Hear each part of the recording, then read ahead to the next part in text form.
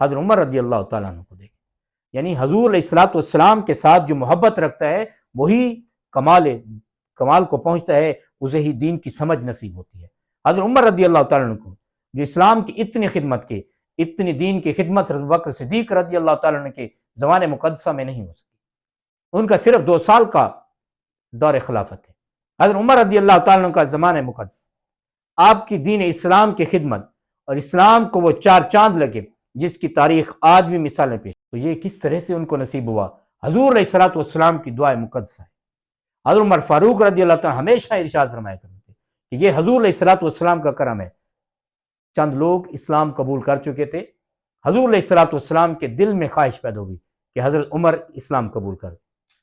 میں مختصراً عرض کر رہا ہوں، حضور علیہ الصلوۃ والسلام نے دعا مانگی کہ یا رب العالمین مجھے عمر عطا کیجئے اور عمر سے اسلام کو شان و شوکت عطا کیجئے۔ یہ حضور علیہ الصلوۃ والسلام کی دعا ہے۔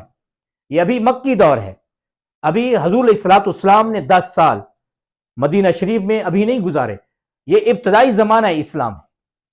چند لوگ اسلام لا چکے ہیں، 40 کے تعداد بھی قریب ابھی تعداد نہیں پہنچی، 40 مسلمان بھی روئے زمین پر موجود نہیں ہیں۔ آپ علیہ الصلوۃ والسلام نے اللہ تعالیٰ سے دعا مانگی، یا رب العالمین میرے عمر کے ذریعے سے میرے اسلام کو، میرے دین کو تقویت دیں، شان و شوکت عطا فرمائیں۔ پھر اللہ رب العزت نے آپ کی دعا کو شرف قبولیت عطا فرمایا۔ حضرت عمر رضی اللہ تعالیٰ ایمان لے کر آئے اور پہلی ہی دفعہ آپ کی بارگاہ میں عرض گزار ہوئے، حضور کیا ہمارا رب سچا رب نہیں؟ آپ نے فرمایا کیوں نہیں؟ کیا آپ اللہ تعالیٰ کے سچے نبی نہیں؟ تو آپ علیہ الصلوۃ والسلام نے فرمایا کیوں نہیں، میں اللہ تعالیٰ کا نبی برحق ہوں۔ تو حضرت عمر رضی اللہ تعالیٰ نے تلوار نکالی اور ارشاد فرمایا کہ آج ہم اعلان آج سے دین اسلام کی تبلیغ شروع کریں۔ پہلے چھپ کر نمازیں ہوتی تھی، چھپ کر تبلیغ ہو رہی تھی، چھپ کر اللہ تعالیٰ کی بندگی اور عبادتیں ہو رہی تھیں، چاہے وہ نماز کی صورت تھی، چاہے وہ روزوں کی صورت میں تھی، جس طرح سے بھی اسلام جس طرح سے بھی آ رہا تھا، لوگ جس طرح سے فاقوں سے جس طرح سے رب کو یاد کر رہے تھے، وہ سب کچھ تھا۔ روزے کے احکامات باقاعدہ طور پر مدینہ شریف میں نازل ہوئے، یہ سب کو معلوم ہے۔ نمازیں کی صورت میں ہو یا عبادتوں کی صورت میں، جس صورت میں بھی اسلام موجود تھا وہ چھپ کر ہو رہا تھا۔ حضرت عمر رضی اللہ تعالیٰ پہلی بار حضور علیہ الصلوۃ والسلام کو لے کر مکے کی گلیوں میں آئے، اس لوگ مسلمانوں کو مکے کے گلیوں میں لے کر آئے، ارشاد فرمایا کون ہے جو آج اپنے بچوں کو یتیم کروانا چاہتا ہے، وہ میرے سامنے آئے، میں اس کا سر تن سے جدا کر دوں گا۔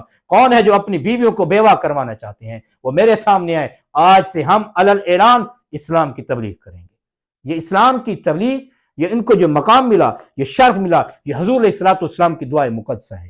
یہ تو اس وقت ظاہری طور پر یہ تھوڑے سے سطح پر تھا، پھر آقا علیہ الصلوۃ والسلام کی دعا ان کے دور خلافت میں اپنے عروج پر آئی کہ اللہ رب العزت نے آقا علیہ الصلوۃ والسلام کی اس دعا کو سنبھال کر رکھا اور اس کو شرف قبولیت دور عمر فاروق میں عطا کیا، اور اتنا حضرت عمر رضی اللہ تعالیٰ کے ذریعے اسلام کو شان و شوکت نصیب ہوئی۔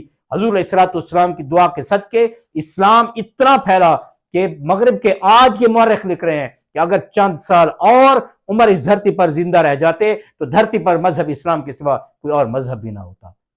یہ حضور علیہ الصلوۃ والسلام کی دعا ہے کہ حضرت عمر رضی اللہ تعالیٰ عنہ نے اسلام کی اتنی خدمت کی، یہ حضور علیہ الصلوۃ والسلام کی دعا کا صدقہ اور توسل۔